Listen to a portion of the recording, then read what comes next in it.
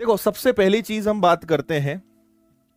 आपको एक चीज बहुत अच्छे से पता होनी चाहिए, और वो ये है कि ये जो कॉम्पिटिटिव एग्जाम्स होते हैं, है ना, कॉम्पिटिटिव जो आपके एग्जाम्स होते हैं, इनमें और आपके जो स्कूल्स के एग्जाम से इनमें क्या डिफरेंस होता है। ठीक है, कॉम्पिटिटिव एग्जाम्स और स्कूल कॉलेज के एग्जाम्स का डिफरेंस आपको सबसे पहले पता होना चाहिए, है ना। पहली चीज ये, मैं आपको सिंपल से कुछ टिप्स देता हूं, और जो मैंने अभी लेटेस्ट कुछ अपडेट करा है कि अगर आपको, देखो, पहली चीज तो ये कि आपने अगर विनर्स को ज्वाइन किया है तो आपका टारगेट सिलेक्शन नहीं है, आपका टारगेट सिलेक्शंस है ना। एक नौकरी ली तो क्या किया जीवन में, नौकरियां लेनी है, पहला टारगेट, है ना। और वो बहुत आसान है। एक बार जब आप जॉब के लिए पढ़ाई शुरू कर देते हो, एक बार जब आप आगे बढ़ते हो ना, एक बार जब लाइन लगती है, सिलेक्शन निकल होता है तो लाइन लग जाती है। ठीक है, आपको दो चीजें मैं बता रहा हूं, अगर ये दो चीजें आपके अंदर नहीं है तो आप जीवन में नौकरियां क्या, एक नौकरी और एक सरकारी नौकरी क्या, चपरासी तक नहीं बन पाओगे आप, है ना।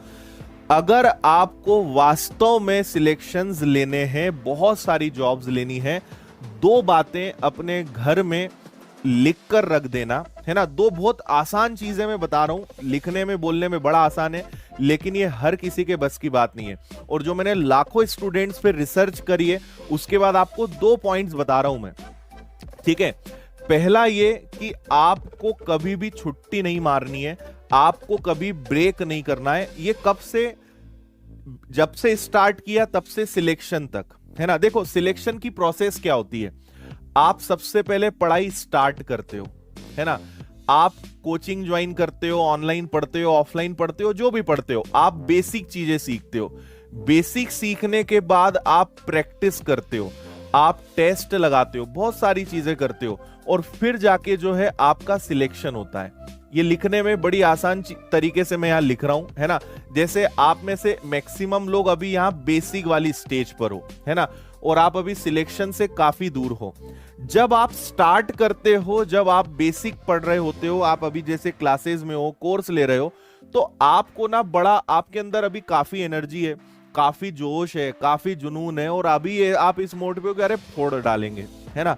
लेकिन ये जोश 15 दिन, 20 दिन, 1 महीना, 2 महीना, इससे ज्यादा बहुत कम लोगों में टिक पाता है ना। लेट से 100 लोगों ने तैयारी शुरू करी, 1 महीने बाद 90 हो जाते हैं, अगले 1 महीने बाद 80 हो जाते हैं, अगले 1 महीने बाद 60 हो जाते हैं, अगले 1 महीने बाद 60 भी मैं बहुत ज्यादा बोल रहा हूं, मतलब आखिरी में यह स्थिति बनती है कि 6 महीने बाद उसमें से 30 ही बचते हैं जो पढ़ाई कर रहे होते हैं, या जिन्होंने कोर्स ज्वाइन करके आखिरी तक वो पहुंचे। ये 30 लोग एग्जाम देते हैं, और इसमें से मैक्सिमम आप समझ लीजिए कि 25 लोग सिलेक्ट हो जाते हैं, है ना। 2-4 लोग किसी कारण से नहीं हो पाए तो अलग बात है, लेकिन हम क्या देखते हैं कि सर, अपने तो शुरुआत तो 100 बच्चों से हुई थी, सिलेक्शन तो 25 का ही हुआ। तो सिलेक्शन 25 का क्यों हुआ, क्योंकि आखिरी तक टिके ही 30 लोग, है ना, बाकी लोग तो भाग ही गए मैदान छोड़कर। तो हम कभी भी ये नहीं देख सकते कि 100 लोगों ने तैयारी शुरू करी और उसमें से 30 का सिलेक्शन हुआ, ये कैलकुलेशन ही गलत है।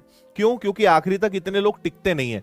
आपको यह देखना है कि आखिरी तक कितने लोग बचे और उसमें से कितने लोग सक्सेस हुए, तो आप देखेंगे कि मोर देन 90% लोग जो हैं सिलेक्ट होते हैं, सिलेक्शन लेते ही हैं। मैं आपको एकदम बहुत, क्या बोल सकते हैं कि एकदम निचोड़ बता रहा हूं। अगर आप थोड़ी सी भी बुद्धि का और दिमाग का प्रयोग कर लोगे तो आपको समझ जाओगे कि नौकरी लेने के लिए सबसे ज्यादा जरूरी चीज क्या है। सबसे इंपॉर्टेंट चीज बता रहा हूं मैं आपको, पढ़ाई, मेहनत, मोटिवेशन, ये सबसे ऊपर हटके मैं आपको बात बता रहा हूं, है ना।